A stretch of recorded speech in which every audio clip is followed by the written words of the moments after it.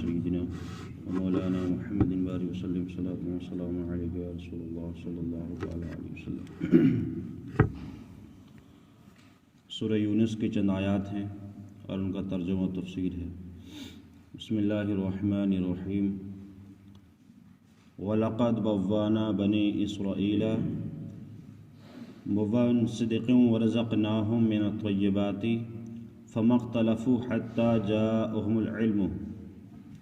رب ارشاد فرماتا ہے، اور بے شک ہم نے بنی اسرائیل کو عزت کی جگہ دی اور انہیں ستھری روزی عطا کی، تو اختلاف میں نہ پڑے مگر علم آنے کے بعد۔ بے شک تمہارا رب قیامت کے دن ان میں فیصلہ کر دے گا جس بات میں وہ جھگڑتے تھے۔ اس کا پس منظر یہ تھا کہ جب حضرت موسیٰ علیہ السلام کی قوم کو اللہ تعالیٰ نے جب دریا نیل سے نجات دی تھی، اس کے بعد ان کو شام جیسا ملک عطا فرمایا۔ شام ایسا ملک ہے کہ جہاں پر ہر قسم کے میوے ہیں، ہر قسم کے غلات ہیں، ہر قسم کے اناج ہیں، وہاں ہریالی ہے، سبز و شادابی ہے۔ تو حضرت موسیٰ علیہ السلام کی قوم کو اللہ تعالیٰ نے ملک شام عطا فرمایا اور وہ لوگ وہیں رہے اور ان کو عزت بھی دی اور ستھری ان کو پاکیزہ رزق عطا فرمایا۔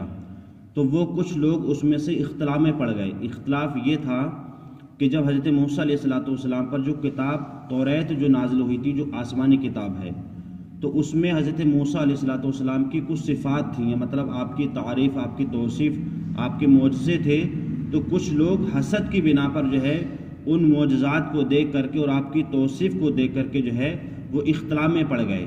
جیسا کہ میرے آقا صلی اللہ علیہ وسلم جب عرب شریف کی سرزمین پر تھے اور 40 سال تک آپ ان میں درمیان میں رہے، کافر بھی تھے، مشرک بھی تھے، تو ہر لوگ آپ کو امین کہتا تھا، سچا مانتا تھا، اور جیسے ہی میرے آقا نے اپنی نبوت کا اعلان کیا تو لوگ آپ کے کیا ہو گئے؟ دشمن ہو گئے۔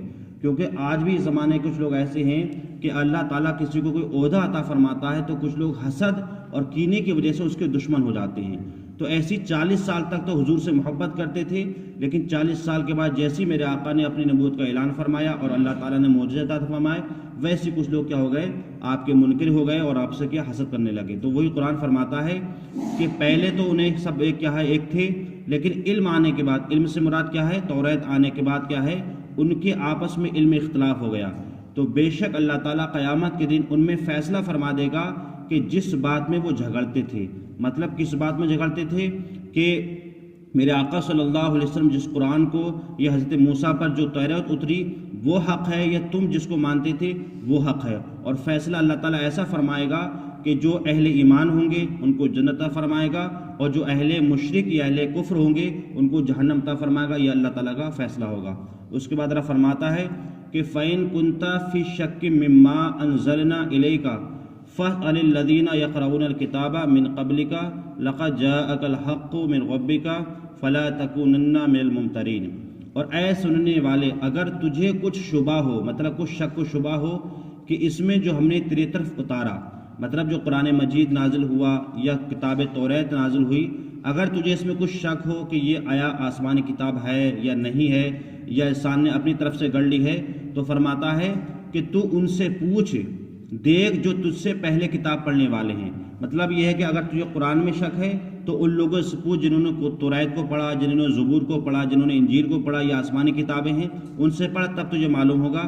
بے شک تیرے پاس تیرے رب کی طرف سے حق آیا، مطلب یہ قرآن مجید جو ہے یہ حق ہے، یہ رسول آئے یہ بھی حق ہیں، یہ تمام نبی آئے یہ بھی حق ہیں۔ فلا تکونن من الممترین، تو ہرگز شک والوں میں نہ ہونا، مطلب یہ شک مت کرنا آیا یہ قرآن جو ہے اللہ کی کتاب ہے یا کسی انسانی کتاب ہے، یہ جو رسول آئے آیا یہ انسان ہیں یا اللہ کی جانب سے آئے ہیں یا خود اپنی طرف سے کہہ رہے ہیں کہ میں نبی ہوں، اس شک مت پڑھنا۔ اگر اس شک میں پڑھے تو کیا ہوگا؟ وَلَا تَكُونَنَّ مِنَ الَّذِينَ كَذَّبُوا بِآيَاتِ اللَّهِ فَتَكُونَ مِنَ الْخَاسِرِينَ، ہرگز اس میں نہ ہونا کہ جنہوں نے اللہ کی آیتیں جھٹلائیں۔